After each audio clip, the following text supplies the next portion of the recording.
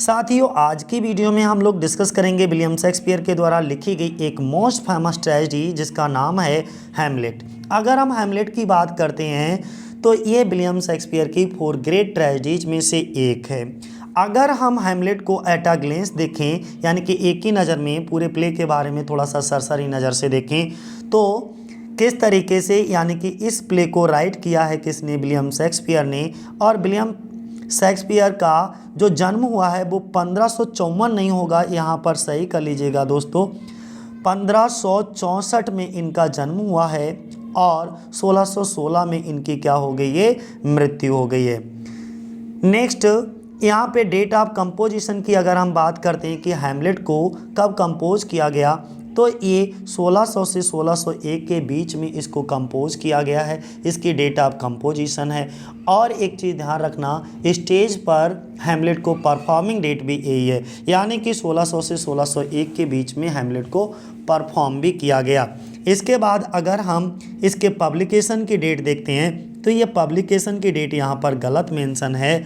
हम बताते हैं, ये डेट आप कहीं पर भी नोट डाउन कर लो। 1603 में डेट ऑफ फर्स्ट पब्लिकेशन, यानी कि फर्स्ट पब्लिकेशन से मतलब ये है कि जब ये हैमलेट को पब्लिश किया गया था, प्रिंट किया गया था, तो 1603 में इसको प्रिंट किया गया था। एक बैड कार्टो करके था उसमें, ठीक है। और जो स्टेशनर से एक रजिस्टर होता है उसमें इसको कब रजिस्टर कराया गया था, तो एक डेट थी 26 जुलाई 1602 में। इसको 26 जुलाई 1602 में इसको क्या कराया गया था, एक स्टेशनर्स के रजिस्टर में रजिस्टर कराया गया, ठीक है। इतनी चीज़ें क्लियर हो गई। अगर हम इसके सोर्स की बात करते हैं, देखिएगा ये सभी सोर्स कभी भी तुमसे नहीं पूछे जाएंगे। जो मैं सोर्स बता रहा हूँ वो सोर्स ध्यान बनाए रखिएगा, टीजीटी में वही सोर्स आपके पूछे जाते हैं। एक बीटा एमलेट करके है, द लाइफ ऑफ एमलेट, ठीक है, जो कि गेस्टा डेनोरम किस में है, लाइफ ऑफ एमलेट। एमलेट को ही विलियम शेक्सपियर ने हैमलेट कर दिया था। हम यहाँ पे लिख देते हैं, ध्यान से देख लीजिएगा, AMELTH। एमलेट को विलियम शेक्सपियर ने क्या कर दिया था, हैमलेट कर दिया था। और ये जो एमलेट लिखा गया था वो गेस्टा डेनोरम में लिखा गया था। किसमें, गेस्टा डेनोरम में। और ये गेस्टा डेनोरम जो थी वो किसके द्वारा लिखी गई थी, सैक्सो ग्रामेटिकस के द्वारा इसको लिखा गया था। तो अब हम क्लियर तरीके से बता देते हैं, कहीं पर भी लिख लीजिएगा कि हैमलेट का जो सोर्स है वो एमलेट है, लाइफ ऑफ एमलेट इन गेस्टा डेनोरम, जो कि सैक्सो ग्रामेटिकस से के द्वारा लिखी गई, सैक्सो ग्रामेटिकस के द्वारा लिखी गई, जिसका नाम है, बुक का नाम गेस्टा डेनोरम। और इसमें से द लाइफ ऑफ एमलेट को पढ़कर के विलियम शेक्सपियर इंस्पायर हुए और उससे इन्होंने हैमलेट को लिख दिया। क्लियर है। एक दूसरा और इनका सोर्स माना जाता है इस प्ले का, सेकंड सोर्स है और हैमलेट। और हैमलेट जो है ऐसे करके लिखा होगा, और HAMLET, और हैमलेट।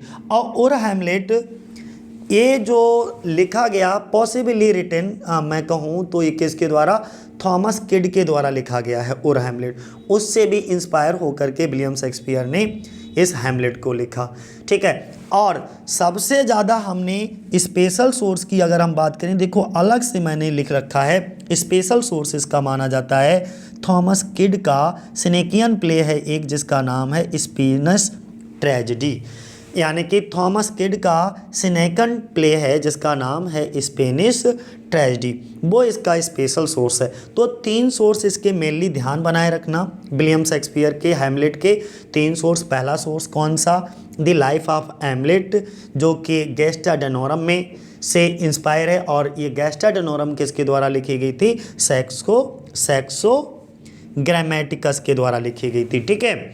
और दूसरा और हैमलेट जो कि थॉमस किड के द्वारा लिखा गया, उससे एक सोर्स माना जाता है। और तीसरा जो स्पेशल सोर्स माना जाता है तो स्पेनिश ट्रेजेडी, और वो जो स्पेनिश ट्रेजेडी है वो किसके द्वारा लिखी गई, थॉमस किड, यानी कि ये। अब इस प्ले में एक सुपर नेचुरल पावर का भी प्रयोग किया गया। सुपर नेचुरल पावर यानी कि अलौकिक शक्तियाँ, ऐसी शक्तियाँ जो इंसानों में ना हो। तो एक घोस्ट का, और घोस्ट कौन होते हैं? लेट किंग होते हैं डेनमार्क के, और इन्हीं को हम फादर ऑफ हैमलेट यानी कि हैमलेट के पिता, या आप ये कह सकते हो लेट किंग ऑफ डेनमार्क। अब अगला देखिए, जो प्ले राइट किया गया पीरियड विच हैमलेट बिलोंग, ये विलियम शेक्सपियर के जो प्लेज हैं वो जो हैं 4 पीरियड्स में डिवाइड किए गए हैं क्रिटिक्स के द्वारा। तो उनमें से कौन से पीरियड से ये हैमलेट बिलोंग करता है? तो वो 3rd पीरियड से बिलोंग करता है। ठीक है, इतना ध्यान रखना। सेंट्रल थीम क्या है? अगर हम विलियम शेक्सपियर का जब हैमलेट को पूरा पढ़ करके देखते हैं तो उसमें हमको ये पता लगता है कि यार इसका जो सेंट्रल थीम है ना वो क्या है? रिवेंज मोटिव है। यहाँ पर जो हैमलेट होता है वो अपने पिता की मृत्यु का बदला लेने की फिराक में रहता है, यानी कि अपने पिता की मृत्यु का बदला लेने के लिए जो है पागलपन का ढोंग भी करता है। इसके बाद अपने चाचा को लास्ट में मार भी देता है। तो इसमें क्या दिखाई जाती है? रिवेंज मोटिव दिखाया जाता है। ठीक है, ये ध्यान बनाए रखना। क्या ध्यान बनाए रखना है? Revenge motive. दूसरी चीज़ क्या है? इसका जो सेंट्रल थीम आपको पता लग गई, और इसके अगर थीम की बात करें तो इम्पॉसिबली दी सर्टेनिटी भी इसकी एक थीम वो है, ध्यान बनाए रखिएगा। कौन सी? Impossibility of certainty. कौन सी? Impossibility of certainty. आगे हो सकता है कहीं पर हमने लिखा हो।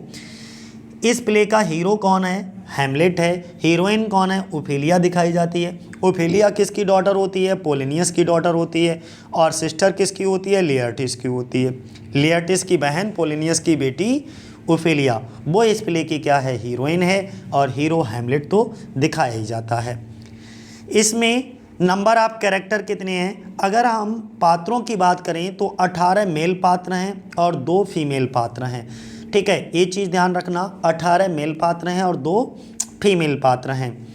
नेक्स्ट, इसमें टोटल एक्ट कितने हैं? अगर हम टोटल एक्ट की बात कर रहे हैं तो इसमें टोटल 5 एक्ट हैं और टोटल सीन कितने हैं? 19 सीन हैं। क्या बताया हमने? टोटल एक्ट कितने? 5 हैं और 19 टोटल कितने हैं? सीन हैं। अगर हम फर्स्ट एक्ट की बात करते हैं तो फर्स्ट एक्ट में 5 सीन दिखाए जाते हैं, सेकेंड एक्ट में 2 सीन दिखाए जाते हैं, थर्ड एक्ट में 4 सीन होते हैं, फोर्थ एक्ट में 6 सीन होते हैं और फिफ्थ एक्ट में 2 सीन दिखाए जाते हैं। नेक्स्ट अगर हम डिस्कस करते हैं तो ये जो विलियम शेक्सपियर का जो ट्रेजेडी है हैमलेट, हैमलेट क्या है? एक ट्रेजेडी है। और ये ट्रेजेडी किसके द्वारा? विलियम शेक्सपियर के द्वारा लिखी गई। कई बार बता चुका हूँ, बोलते ही बोलते आपको क्लियर हो जाएगा। ठीक है, अ tragedy of Hamlet Prince of Denmark इसका पूरा नाम है। अ tragedy of Hamlet Prince of Denmark, ठीक है, इसका पूरा नाम है। लिखा कब गया? जल्दी से रिवीजन मार दो। 1601 में पब्लिश कब हुआ? वही परफॉर्म या पब्लिश कब हुआ? 1603 में। इसका प्रोटोगनिस्ट यानी कि हीरो कौन दिखाया जाता है? हैमलेट। हीरोइन कौन होती है? ओफेलिया। ठीक है, एंटागोनिस्ट यानी कि इसका विलेन खलनायक कौन दिखाया जाता है? तो अमरीश पुरी जो दिखाया जाता है वो क्लाउडियस दिखाया जाता है। और इसकी सेटिंग जो है वो एल्सिनोर का किला दिखाया जाता है। तो सेटिंग भी बहुत ध्यान रखना, जॉनर इसका ध्यान रखना है, सेटिंग ध्यान रखना है, पॉपुलर लाइन्स ध्यान रखना है, सोर्स ध्यान रखना है, बस इतना ध्यान रखना है। ठीक है, तो इसकी जो सेटिंग दिखाई जाएगी वो एल्सिनोर में दिखाई जाएगी। और है क्या? ये एक ट्रेजेडी है। ठीक है, थीम देखो हमने क्या बताया, थीम इसकी क्या है? एक ये भी थीम है, एक तो रिवेंज मोटिव वाली थीम, और दूसरी थीम इस तरीके से भी ऑप्शन में मिल सकता है, इम्पॉसिबिलिटी ऑफ सर्टेनिटी। ठीक है, ये भी है। नेक्स्ट, जॉनर इसका ट्रेजेडी है ही है और इसमें टोटल 5 एक्ट हैं, 19 सीन हैं। अब इनके कैरेक्टर की बात कर लेते हैं। मोस्ट इंपॉर्टेंट कैरेक्टर कौन कौन से हैं देख लीजिएगा। अगर हम कैरेक्टर की बात करते हैं तो इसमें सबसे पहला कैरेक्टर जो हमारा है वो हैमलेट। हैमलेट कहाँ का प्रिंस दिखाया जाता है? प्रिंस ऑफ डेनमार्क दिखाया जाता है। क्लाउडियस कौन होता है? प्रेजेंट किंग ऑफ डेनमार्क है, क्योंकि क्लाउडियस ने ही अपने भाई की हत्या करके राज सिंहासन पर बैठ गया है। तो इस समय प्रेजेंट किंग कौन है डेनमार्क का? वो क्लाउडियस है और हैमलेट का चाचा हुआ फिर ये। इसके बाद गर्ट्रूड कौन दिखाई जाती है? अगर हम गर्ट्रूड की बात करें तो गर्ट्रूड एक क्वीन होती है, ठीक है। क्वीन कहाँ की दिखाई जाती है? डेनमार्क की होती है। और नाउ वाइफ ऑफ क्लाउडियस, और अब ये किसकी पत्नी है? क्लाउडियस की पत्नी है। इतनी चीज़ें क्लियर हो रही हैं, किसकी? क्लाउडियस की ये क्या है? पत्नी है। क्योंकि अब इसने शादी कर ली है किससे? गर्ट्रूड ने शादी कर ली है किससे? क्लाउडियस से। इतना विशेष ध्यान बनाए रखना। अच्छा, पहले ये गर्ट्रूड किसकी पत्नी थी? हैमलेट के जो फादर थे, ठीक है, उनकी पत्नी थी। लेकिन ये क्या करते हैं? षड्यंत्र करके उसके कान में जहर डाल देते हैं और उसको मार देते हैं। इसके बाद उसका राज्य भी ये हड़प लेता है और कुछ ही समय बाद उसकी पत्नी से ये शादी भी कर लेता है, ठीक है। तो ये क्या हो गया भाई? यानी कि नाउ वाइफ ऑफ क्लाउडियस। अब ये किसकी पत्नी हो गई? क्लाउडियस की पत्नी होगी। पहले किसकी थी? तो जो हैमलेट के पिताजी थे उनकी, जो कि अब घोस्ट बने हुए हैं। पोलेनियस कौन दिखाया जाता है? एक लॉर्ड होता है, लॉर्ड चैम्बरलेन दिखाया जाता है क्लाउडियस के कोर्ट में, ठीक है। और ये जो लॉर्ड चैम्बरलेन होता है, एक लॉर्ड होता है, क्लाउडियस का जो कोर्ट होता है उसमें। और पोलेनियस जो होता है, ये पोलेनियस, इसकी बेटी जो है वो कौन होती है? ओफिलिया होती है। और उसका बेटा कौन होता है? लियरटिस होता है। इन तीनों के नाम भी ध्यान बनाए रखना है। यहाँ पे देखो, ये पोलेनियस है, इसकी बेटी ओफिलिया है, और इसका बेटा ये कौन है? लियरटिस है। तो इन तीनों कैरेक्टर को भी बहुत इंपॉर्टेंट रोल है, इन्हें भी आपको ध्यान में बनाए रखना है। अगला कैरेक्टर हमारा कौन सा आएगा? होरेशियो आएगा। अगर हम होरेशियो की बात करते हैं तो ये हैमलेट का दोस्त दिखाया जाता है। और फिर नेक्स्ट कैरेक्टर कौन सा है? हमारा घोस्ट है। और घोस्ट कौन है? ये जो है, जो पहले किंग हैमलेट थे, यानी कि जो डेनमार्क के पहले राजा थे, राजा हैमलेट, ठीक है। अब तो वो मर चुके हैं और मरने के बाद ये क्या बन गए हैं? घोस्ट बन गए हैं, भूत बन गए हैं। तो यही। और नेक्स्ट मार्सिलस और बर्नार्डो कौन दिखाए जाते हैं? ये ऑफिसर्स होते हैं या वॉचमैन होते हैं वहाँ के, ठीक है। रोजेनक्रेंटस और गिल्डस्टर्न कौन दिखाए जाते हैं? तो देखो, इनके बारे में समझने के लिए आपको कुछ करने की ज़्यादा ज़रूरत नहीं है। रोजेनक्रेंटस और गिल्डस्टर्न ये farmer friend of Hamlet, Hamlet के दोस्त दिखाए जाते हैं, स्कूल टाइम के दोस्त होते हैं। और हिज क्लास फेलो, उस समय के ये स्कूल टाइम के दोस्त होते हैं, उसके क्लास फेलो कह लो, ठीक है। और फोर्टिनब्रास कौन, किसके ये क्लास फेलो हैं? हैमलेट के, ठीक है, प्रिंस हैमलेट। फोर्टिनब्रास की अगर हम बात करें तो ये प्रिंस ऑफ नॉर्वे दिखाया जाता है। रेनाल्डो जो है वो पोलेनियस का नौकर दिखाया जाता है, पोलेनियस का नौकर रेनाल्डो है। बोल्टिमैंड और कॉर्नेलियस ये कोर्टियर्स दिखाए जाते हैं। फ्रांसिस्को जो है वो एक सोल्जर होता है और गार्डमैन होता है एट एल्सिनोर, जो एल्सिनोर का किला होता है उसमें ये दिखाया जाता है। इतना क्लियर है? तो तेज़ी से मेरे साथ एक बार रिपीट कर दो कि क्लाउडियस कौन है? किंग ऑफ डेनमार्क है। मार्सिलस ऑफिसर है। हैमलेट कौन है? Son of the former king, जो पहले के राजा थे, ठीक है। तो उनके क्या हैं? ये बेटा हैं। और पोलेनियस कौन दिखाया जाता है? पोलेनियस जो दिखाया जाता है लॉर्ड चैम्बरलेन दिखाया जाता है। और एक चीज़ यहाँ पर ध्यान से समझ लीजिएगा, ये जो दो चीज़ें हैं ना, ये किसको रिलेट करेंगी? इसको हैमलेट को, ठीक है। यानी कि सन ऑफ फॉर्मर किंग, जो पहले के राजा थे, उनका बेटा हैमलेट होता है। और Neiphiu of the present king, जो इस समय डेनमार्क का राजा बना हुआ है, उसका भतीजा कहलाएगा, ठीक है। तभी तो इनका रिलेशन चचा भतीजा का होता है, ध्यान बनाए रखिएगा। पोलेनियस कौन होगा? पोलेनियस लॉर्ड चैम्बरलेन दिखाया जाएगा। होरेशियो कौन होगा? होरेशियो जो दिखाया जाएगा वो फ्रेंड टू हैमलेट दिखाया जाएगा। बोल्टिमैंड कौन होगा? सन ऑफ पोलेनियस होगा। कॉर्नेलियस कौन हो? ये सभी क्या है? हमारे कोर्टियर दिखाए जाएंगे, ठीक है। ये सभी कोर्टियर हैं, दरबारी हैं। इतना क्लियर हो गया? अगर हम मार्सिलस की बात करें, बर्नार्डो की बात करें, ये दोनों ऑफिसर दिखाए जाते हैं। फ्रांसिस्को सोल्जर है। रेनाल्डो ये पोलेनियस का क्या दिखाया जाएगा? नौकर दिखाया जाएगा। इसमें जो क्लाउन्स होते हैं जिनको ग्रेव डिगर्स कहते हैं। फोर्टिनब्रास वो नॉर्वे का प्रिंस है। गर्ट्रूड कौन है? क्वीन ऑफ डेनमार्क है और हैमलेट की माता जी हैं। ओफिलिया कौन है? डॉटर ऑफ पोलेनियस है, यानी कि पोलेनियस की डॉटर ओफिलिया है। और ये घोस्ट कौन है? ये हैमलेट के पिताजी हैं, घोस्ट। बाकी लॉर्ड हैं, लेडीज़ हैं, ऑफिसर्स हैं, सोल्जर्स हैं, सेलर्स हैं, मैसेंजर हैं, अटेंडेंट हैं, ये भी पाए जाते हैं, लेकिन ये माइनर कैरेक्टर हैं तो इनको बहुत ज़्यादा ध्यान देने की ज़रूरत नहीं है। अब हम शुरुआत करते हैं इसकी समरी कि इसकी समरी क्या कहती है। ठीक है, समरी की अगर हम शुरुआत करें तो देख लो ध्यान से। एक कहानी जो है ना वो सर्दियों की एक रात में शुरू होती है।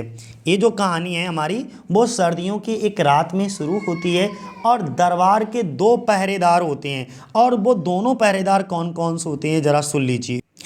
एक का नाम होता है मर्सिलस और दूसरे का नाम होता है बर्नार्डो। ये दो दरबारी हैं, ये दरबार में क्या कर रहे हैं, पहरा दे रहे होते हैं। तो उन्हें शाही दीवार के पास एक भूत दिखाई देता है, और वह भूत किसका होता है, राजा हैमलेट से बिल्कुल मिलता जुलता एकदम दिखता है। ये जो राजा हैमलेट है ना, इस तरीके का बिल्कुल भूत दिखाई देता है और राजा हैमलेट से बिल्कुल मिलता जुलता भूत है यहाँ पर। तो वे दोनों पहरेदार तुरंत ही किसके पास जाते हैं, होरेशियो के पास। किसके पास जाते हैं, होरेशियो के पास जाकर उस भूत के बारे में बताते हैं। पहले तो होरेशियो इन दोनों की बातों पर विश्वास ही नहीं करता, लेकिन बार बार उनके कहने पर वह भूत को देखने के लिए चला जाता है। और जब होरेशियो उन भूत को, यानी कि उस भूत को देखता है, होरेशियो किसके घोस्ट को, किसका, हैमलेट का घोस्ट होता है, उसको जब वो देखता है और देखने के बाद उस भूत का जो हुलिया होता है ना वो राजा हैमलेट के एकदम हूबहू मिलता जुलता दिखता है। उसके जैसे वस्त्र, ठीक है, जो राजा हैमलेट अपनी मृत्यु के समय पहने हुए थे, सेम वैसे ही वस्त्र इस समय पहने हुए भूत दिखाई दे रहा था। ये सब देखकर दोनों पहरेदार और होरेशियो, कौन, दोनों पहरेदार और होरेशियो प्रिंस हैमलेट के पास दौड़े दौड़े जाते हैं। किसके पास, प्रिंस हैमलेट के पास दौड़े दौड़े जाते हैं। ये हैं प्रिंस हैमलेट, इनके पास ये दौड़े दौड़े जाते हैं और उन्हें भूत के बारे में बताते हैं, और इन्हें भूत के बारे में बताते हैं। प्रिंस हैमलेट को भी भूत के पास लेकर आते हैं। प्रिंस हैमलेट से कहते हैं यार चलो तुम भी भूत के पास चलो और अपनी मृत्यु, यानी कि अब ये जो हैमलेट है ना ये कहाँ पहुँच गए हैं, भूत के पास में, उस घोस्ट के पास में पहुंच गए हैं। प्रिंस हैमलेट भी उस घोस्ट को देखते हैं। घोस्ट जो होता है वो प्रिंस हैमलेट के अलावा किसी से भी बात नहीं करना चाहता। जैसे ही प्रिंस हैमलेट वहां आते हैं तो भूत और प्रिंस हैमलेट के बीच जो कन्वर्सेशन होता है, बातचीत होने का जो सिलसिला होता है वो शुरू हो जाता है। यानी कि बातचीत होने पर भूत प्रिंस हैमलेट को यह बताता है कि उसकी मृत्यु प्राकृतिक रूप से नहीं हुई बल्कि उसे मारा गया था। राजा हैमलेट का भूत प्रिंस हैमलेट को बताता है जब राजा हैमलेट सो रहे थे तो उसके भाई ने उसके कान में जहर की बूंदें डाल दी थी। किसने, उसके भाई ने। भाई कौन है, उसका क्लाउडियस है। इस क्लाउडियस ने जो है क्या करा, अपने बड़े भाई के कान, उसका मर्डर करने के लिए उसके कान में कुछ जहर की बूंदें डाल दी, और इससे उसकी जो राजा हैमलेट थे उनकी तबीयत खराब हुई और उसके बाद उनकी मृत्यु हो गई। उनकी मौत का कारण कोई और नहीं बल्कि उनका छोटा भाई, एक क्लाउडियस है ना, दिख रहा है आपको तस्वीर में, यही है। राजा हैमलेट का भूत अपने बेटे प्रिंस हैमलेट को उसकी मौत का बदला लेने के लिए कहकर वहाँ से चला जाता है, और जो राजा हैमलेट होते हैं वो कहते हैं कि बेटा आपको मेरी मृत्यु का बदला लेना है। किससे, क्लाउडियस से। यह सब सुनकर प्रिंस हैमलेट बहुत गुस्से में आ जाते हैं कि उसके पिता की हत्या की गई थी। लेकिन दूसरी तरफ प्रिंस हैमलेट के मन में एक दुविधा चल रही होती है कि ये भूत ने जो बातें हमको बताई हैं वह सत्य हैं या नहीं, कहीं झूठ तो नहीं है सब बातें जो हमको ये भूत, ये घोस्ट हमको बता करके गया है। हैमलेट ने ये सब पता लगाने का निश्चय कर लिया। बोले अब कुछ भी हो जाए यार, इस सब चीज़ों के बारे में मैं पता लगा के ही रहूँगा। और उन्होंने वहाँ पर मौजूद दोनों पहरेदारों और अपने मित्र, इनका एक बहुत अच्छा मित्र होता है जिसका नाम क्या होता है, होरेशियो होता है। होरेशियो से कहते हैं कि वह लोग भूत के बारे में किसी को भी ना बताएं। और प्रिंस हैमलेट एक प्लान बनाते हैं कि आज के बाद एक पागल का भेष बना करके रहेंगे, यानी कि यहाँ से हैमलेट जो है वो अपने आप को किस रूप में परिवर्तित कर लेंगे, एक पागल बन करके रहने की सोचने लगते हैं और ऐसे ही बर्ताव करेंगे जैसे कि एक पागल करता है। प्रिंस हैमलेट उन सब से अपने पिता की मृत्यु के बारे में सच्चाई का पता लगाने के लिए मदद मांगता है। किससे? इन सब अपने दोस्तों से जो उसके सपोर्टर हैं, ठीक है, जिससे कि वो अपने पिता की रियलिटी यानी कि कैसे उसके पिता की मृत्यु हुई उस रियलिटी को पता लगा सके। ठीक है, और इन सब में उसका साथ भी देते हैं वो सभी लोग। दूसरी तरफ पोलिनियस, दूसरी तरफ अगर हम बात करें, ये जो पोलिनियस जो उनके दरबार में रहता है, पोलिनियस अपने बेटे लेआर्टिस को फ्रांस के लिए विदा कर रहा है। कहाँ के लिए?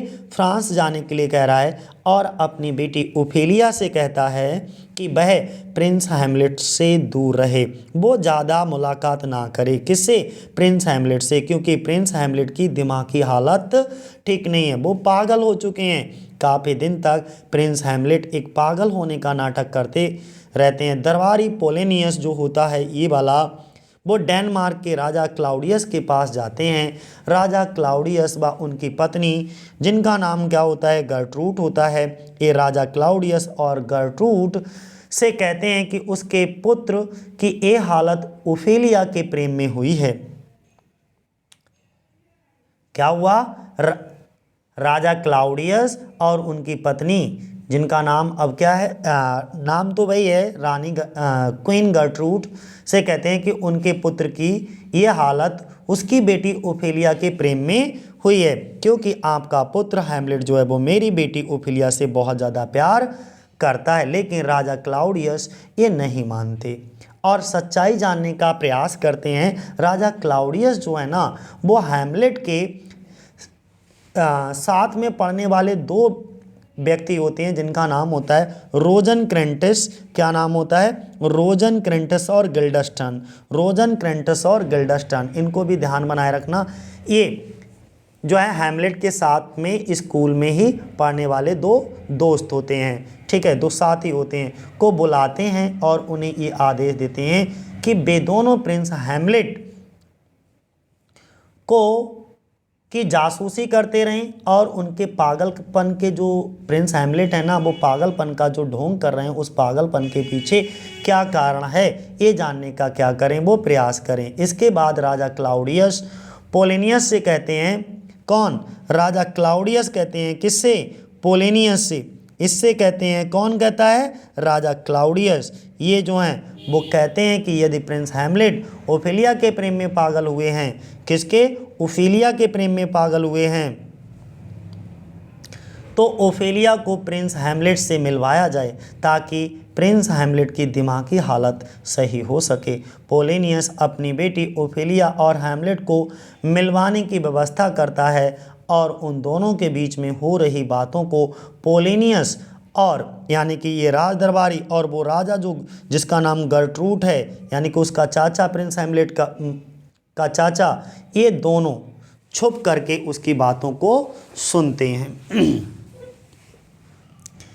लेकिन उसके पागलपन का नाटक प्रिंस हैमलेट उसी प्रकार, जो प्रिंस हैमलेट होते हैं वो अपने पागलपन का जो नाटक होता है वो उसी प्रकार से बरकरार रखते हैं जैसे एक पागल करता है। इसके बाद राजा क्लाउडियस ये समझ जाते हैं कि हैमलेट के पागलपन के पीछे ओफेलिया जो है वो नहीं है, यानी कि ये जो हैमलेट का जो पागलपन है उसके पीछे ये ओफेलिया नहीं है, उसके पागलपन का कोई और ही कारण है। इसी तरह पागलपन का नाटक करते करते काफ़ी समय हो जाता है और बहुत कुछ समय के बाद फिर क्या होता है, एक दिन कुछ नाटककारों की मंडली डेनमार्क में आती है। उसी समय हैमलेट के दिमाग में एक ऐसा प्लान आता है कि क्यों ना इन नाटककारों से एक नाटक करवाया जाए।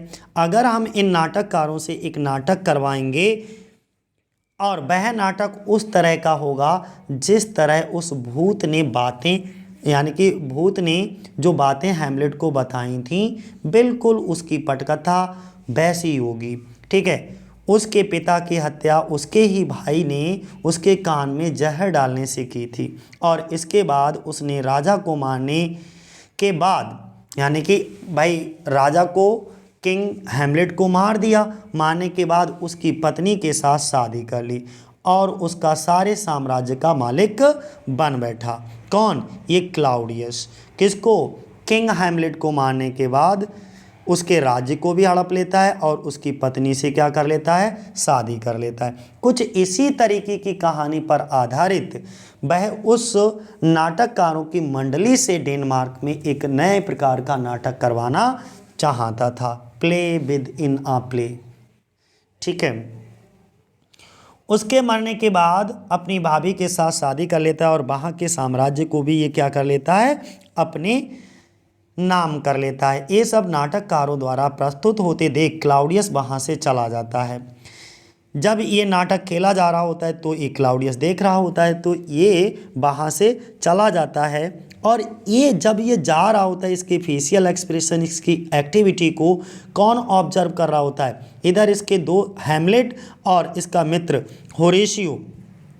कौन? हैमलेट और होरेशियो। ये दोनों, होरेशियो और हैमलेट, ये क्या कर रहे होते हैं? ऑब्जर्व कर रहे होते हैं, नोटिस कर रहे होते हैं कि आखिर इसके फेशियल एक्सप्रेशन में कोई परिवर्तन होता है कि नहीं होता है। जब क्लाउडियस का व्यवहार थोड़ा सा अलग हो जाता है तो हैमलेट को ये विश्वास हो जाता है कि उसके पिता की हत्या उसने ही की है। और जिस तरीके से क्लाउडियस उस प्ले को देखता है तो उसे लगने लगता है कि यार ये तो बिल्कुल मेरी वाली कहानी चलाई जा रही है, तो अब उसे बिल्कुल भी यकीन हो जाता है। तो उसके चेहरे के हाव भाव बदल जाते हैं, बिल्कुल एकदम चेहरे की धज्जियाँ उड़ने लगती हैं। तो जब ऐसा फेशियल एक्सप्रेशन हो जाता है और उधर दूर से कौन? हैमलेट जो है वो ऑब्जर्व कर रहा होता है, तो वो समझ जाता है कि मेरे पिता की हत्या मेरे चाचा ने ही की है। हैमलेट अब अपने चाचा क्लाउडियस को मारने का निश्चय कर लेता है। इसके बाद हैमलेट अपनी तलवार उठाकर क्लाउडियस को मारने के लिए जाता है, लेकिन वह पाता है कि क्लाउडियस दूसरे कमरे में भगवान की पूजा में लीन है। उस समय वो पूजा कर रहा होता है, तो हैमलेट ये सोच करके वहाँ से चला जाता है कि यदि पूजा करते समय मैंने क्लाउडियस को मारा तो उसकी आत्मा स्वर्ग में सीधे जाएगी, लेकिन क्लाउडियस जैसा व्यक्ति कभी भी, इतना नीच व्यक्ति कभी भी स्वर्ग में नहीं जाना चाहिए। ये सोचकर वह उसे छोड़ देता है। उसी के दौरान एक व्यक्ति प्रिंस हैमलेट के पास रानी गर्ट्रूड का संदेश लेकर के आता है। क्या कहता है रानी गर्ट्रूड कि उन्हें, किसको? प्रिंस हैमलेट को रानी गर्ट्रूड ने याद किया है, बुलाया है। ये सब देख पहले ही पोलिनियस रानी गर्ट्रूड के कमरे में जाकर के छुप जाता है। जो पोलिनियस होता है ये सब देख पहले ही रानी गर्ट्रूड के कमरे में जाकर के छुप जाता है ताकि वह रानी और हैमलेट के बीच जो हो रही सभी बातों को सुन सके। जब प्रिंस हैमलेट रानी के कमरे में पहुंचते हैं तो रानी उनसे कहती हैं कि तुमने अपने पिता के साथ सही बर्ताव नहीं किया। ये सुनने के बाद प्रिंस हैमलेट अपनी माता को जवाब देते हैं कि क्लाउडियस उसका पिता नहीं है, उसके पिता को तो क्लाउडियस और रानी गर्ट्रूड ने मिलकर के मार डाला है। ये सब सुनकर रानी गर्ट्रूड बहुत डर जाती हैं और वह मदद के लिए चिल्लाने लगती हैं। और पर्दे के पीछे एक छुपा हुआ उनका दरबारी होता है, लॉर्ड होता है, जिसका नाम पोलिनियस होता है, जो कि लेयटिस का पिता है, लेयटिस और ओफेलिया का पिता है। ठीक है, वो पोलिनियस अपनी जान की दुआ मांग रहा होता है। उसे लगता है कि कहीं ऐसा ना हो कि हैमलेट को अगर पता लग गया मैं पर्दे के पीछे छुप करके सुन रहा हूँ तो ये मुझे मार देगा। उसे ये भी लगता है कि हैमलेट अभी बहुत गुस्से में है, यदि उसे ये पता चला कि मैं यहाँ छुपा हुआ हूँ तो वह मुझे मार देगा। और इसी के डर से पोलिनियस के मुंह से थोड़ी सी आवाज़ निकल जाती है, जिससे हैमलेट को पता चल जाता है कि पर्दे के पीछे कोई छुपा है। और हैमलेट ये सोचता है कि पर्दे के पीछे लग रहा है उसका चाचा क्लाउडियस छुपा है, तो वह धोखे से क्लाउडियस को समझ करके पोलिनियस को मार देता है। हैमलेट अपनी तलवार उठा लेता है और पर्दे के पीछे छुपा हुआ जो आदमी होता है उसको पूरी तलवार घोंप देता है और वो वहीं मर जाता है। लेकिन जब वह देखता है तो वह क्लाउडियस नहीं बल्कि उसका दरबारी पोलिनियस निकलता है। कौन निकलता है? उसका दरबारी पोलिनियस निकलता है, जो कि ओफिलिया का पिता, ओफिलिया और लियटिस का कौन है? पिता है। इसके बाद हैमलेट जो है रानी से बात करता है। रानी बहुत डरी हुई है कि कहीं हैमलेट उसको भी ना मार दे। उसी के दौरान राजा हैमलेट का भूत एक बार फिर वहाँ प्रिंस हैमलेट को दिखाई देता है, यानी कि फिर से वो भूत वहाँ पर उपस्थित हो जाता है। घोस्ट फिर से आता है और किसको दिखाई देता है? प्रिंस हैमलेट को दिखाई देता है। और वो क्या कहता है? कहता है कि तुम अपनी माँ से कुछ मत कहो, इस गर्टूड से कुछ मत कहो, इन्हें तो भगवान ही सजा देगा।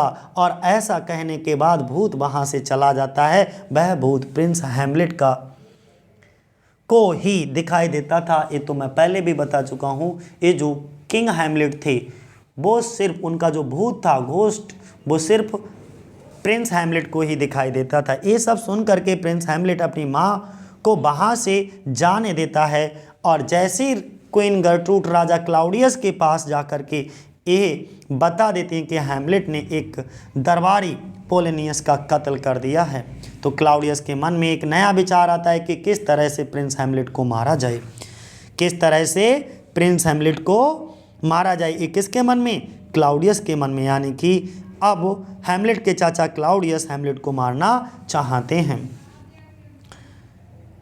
तब राजा जो क्लाउडियस होते हैं ये क्या करते हैं? प्लान बनाते हैं कि प्रिंस हैमलेट को विदेश भेज दिया जाए और वहीं पर उनकी हत्या करवा दी जाए। क्या करवा दी जाए? हत्या करवा दी जाए। ये सोचकर क्लाउडियस प्रिंस हैमलेट को अपने पास बुलाता है।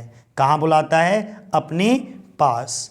और साथ ही गर्टरूड को भी बुलाता है। वह दोनों से यह कहता है कि अभी डेनमार्क के लोग बहुत गुस्से में हैं। तो क्लाउडियस किस किस को बुला रहा है? हैमलेट को, और साथ में किसको? गर्टरूड को बुला रहा है। और इनको बुला करके समझाता है, भैया अभी तुम यहाँ से चले जाओ, क्योंकि अभी तुमने तो पोलिनियस का कत्ल कर दिया है और यहाँ के लोग इस समय बड़े, डेनमार्क के लोग बड़ा गुस्सा में हैं, तुमको भी मार देंगे कि हमारे पुत्र ने एक दरबारी का कत्ल कर दिया है। लोगों का गुस्सा देखकर मैं हैमलेट की सुरक्षा के लिए उसे कुछ दिनों के लिए विदेश भेजना चाहता हूँ। कौन कहता है? ये प्रस्ताव रखता है क्लाउडियस रखता है। ठीक है, किनके सामने? हैमलेट और गर्टरूड के सामने। राजा क्लाउडियस हैमलेट के दोनों सहपाठियों को बुलाता है और उनसे कहता है कि तुम दोनों प्रिंस हैमलेट के साथ इंग्लैंड चले जाओ। और इसके दोनों सहपाठी कौन से हैं? हमने अभी तुम्हें बताया था, इसके दोनों सहपाठी ये रहे, रोजनक्रिंटस और गिल्डस्टन। इनको बुलाते हैं और इनको भी कहाँ भेज दिया जाता है? बोले इंग्लैंड चले जाओ। किसके साथ? हैमलेट के साथ। और एक खत लिखकर उसके सहपाठियों को दे देता है। ये जो क्लाउडियस होता है ना, वो क्या करता है? उसके सहपाठियों को एक पत्र लिखता है, एक खत लिखता है और लिख करके दे देता है और कहता है कि तुम्हें एक खत बिना खोले, एक खत रास्ते में खोल करके पढ़ना नहीं है, देखना नहीं है, बिना खोले इंग्लैंड के राजा को देना है। फिर वे तीनों वहाँ से एक पानी के जहाज़ में निकल जाते हैं। लेकिन रास्ते में कुछ डाकुओं के द्वारा पानी के जहाज़ पर आक्रमण कर दिया जाता है और डाकू हैमलेट के सहपाठियों को मौत के घाट उतार देते हैं। वो हैमलेट के वही दोनों सहपाठी, इन दोनों को क्या करते हैं? मौत के घाट उतार दिया जाता है। ये दोनों मौत के घाट उतर जाते हैं। कौन? रोजनक्रिंटस और गिल्डस्टन। डाकू हैमलेट के सहपाठियों को मौत के घाट उतार देते हैं और फिर वो जो खत होता है ना, जो राजा क्लाउडियस के द्वारा दिया गया था इनको, उसको कौन? हैमलेट पढ़ लेता है। उसमें हैमलेट की मौत के बारे में लिखा होता है। ये सब जान करके हैमलेट क्लाउडियस की चाल को पूरी तरीके से समझ जाता है। यानी कि जो हैमलेट होता है अब वो पूरी तरीके से समझ चुका है कि हमारे चाचा हमको क्या करना चाहते हैं? मारना चाहते हैं। और बाप वो ये सब सोच करके क्या करता है कि अब वो इंग्लैंड नहीं जाता है और इंग्लैंड से वापस आ जाता है। वहाँ आकर वह अपनी माता को और अपने मित्र होरेशियो को एक पत्र लिखता है, गर्ट्रूड को, और अपना जो उसका एक मित्र है, दोस्त है होरेशियो, उसको क्या लिखता है, एक पत्र लिखता है कि वह डेनमार्क वापस आ गया। ये जानकर उसका मित्र होरेशियो उन्हें लेने चला जाता है। होरेशियो अपने दोस्त को रिसीव करने चला जाता है।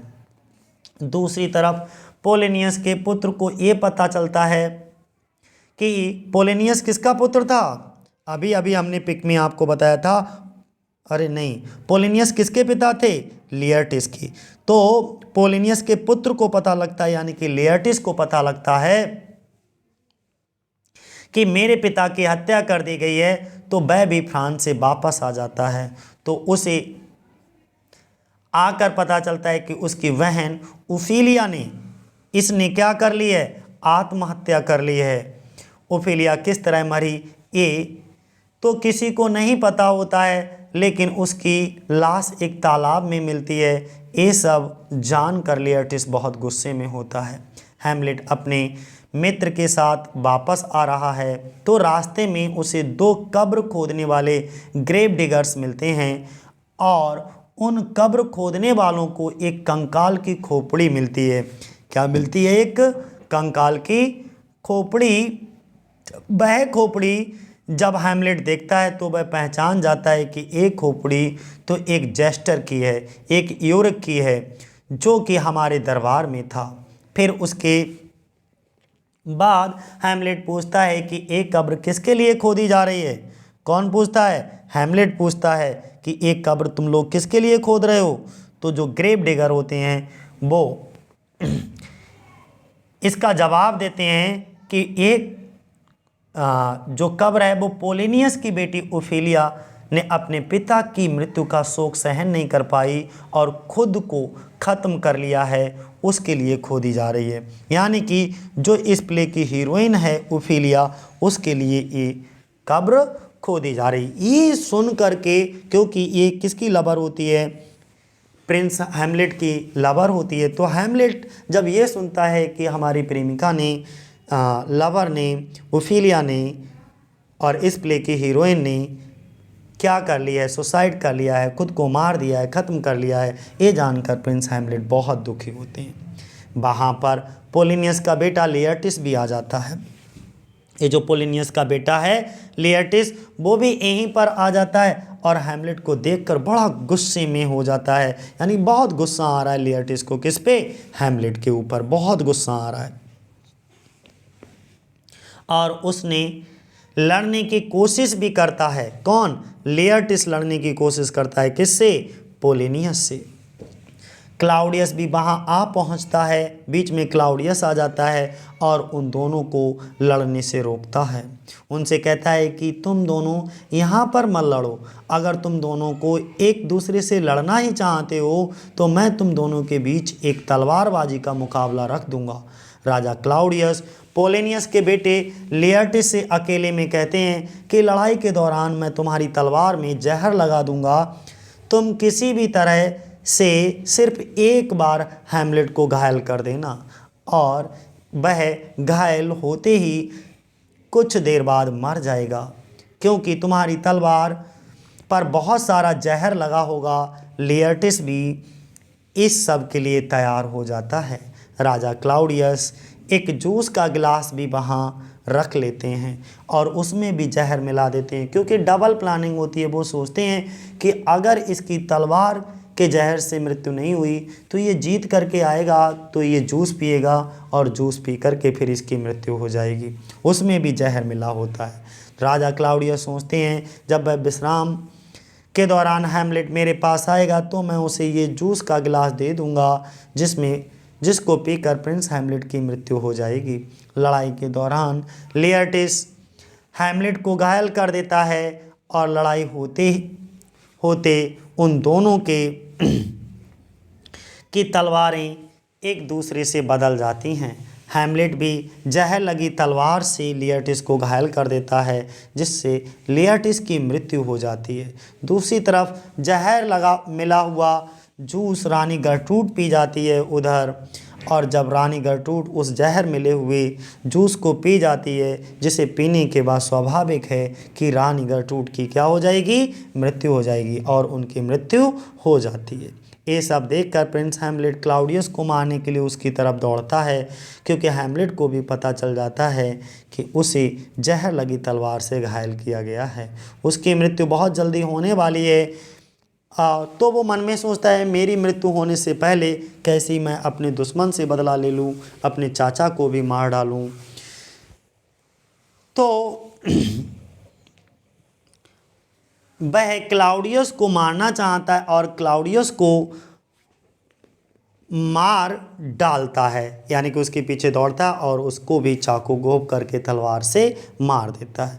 वह अपने पिता की मौत का बदला ले लेता है, और ये सब होने के बाद हैमलेट का मित्र होरेशियो वहाँ आ जाता है। ठीक है, होरेशियो जीवित बचता है लास्ट तक, और ये देखकर वह अपने मित्र हैमलेट से कहता है कि मैं भी मरना चाहता हूँ। होरेशियो कह रहा है, लेकिन जो प्रिंस हैमलेट होते हैं वो अपने दोस्त होरेशियो को समझाते हैं। किसको? होरेशियो को। क्या कह कर के समझाते हैं कि तुमको अभी नहीं मरना है, तुम्हें अभी जीना होगा और लोगों को ये बताना होगा कि मैं कैसे अपने पिता की मौत का बदला लिया हूँ, मैंने कैसे अपने पिता की मौत का बदला लिया है। कुछ दिन बाद नॉर्वे का प्रिंस फोर्टिनब्रास आ जाता है, जो कि नॉर्वे का प्रिंस होता है। ये जो होता है वो फोर्टिनब्रास, ये नॉर्वे का प्रिंस दिखाया जाता है। वो डेनमार्क पर हमला करने आता है, लेकिन जब वह यहाँ आता है तो देखता है कि यहाँ तो पहले से ही सब मर चुके हैं। फिर होरेशियो फोर्टिनब्रास को ये सब कहानी बताता है कि कैसे प्रिंस हैमलेट ने अपने पिता की मृत्यु का बदला लिया। ये सब जानकर फोर्टिनब्रास यानी कि हैमलेट एक बड़े सिपाही की तरह, एक अच्छे स्वाभिमानी सिपाही की तरह विदा किया जाता है, उसको दफनाया जाता है, और इसी के साथ ये नाटक जो है हमारा समाप्त हो जाता है। देखो, इस प्ले की कुछ मोस्ट इम्पॉर्टेंट लाइंस हैं, तो ये लाइंस आप चाहो तो अपने आप खुद पढ़ लो। मैं तो इसे सेपरेट वीडियो में बनाऊंगा, क्योंकि वीडियो वैसे ही बहुत लंबा हो जाता है, 1-1 घंटे का हो जाता है। ठीक है, तो मैं धीरे धीरे इसको मूव करता हूँ। आप चाहो तो समय हो तो आप इसको आसानी से पढ़ लेना। ठीक है, मैं फ़िलहाल अभी एक्सप्लेन नहीं करूँगा, एक्सप्लेन इसको सभी सेपरेट वीडियो में करूँगा। और अगर आपको इनकी PDF चाहिए तो इसी के लिंक में मैंने अपना टेलीग्राम का भी लिंक दे रखा है, तो वहाँ पर जाकर के आप इसकी PDF भी ले सकते हो।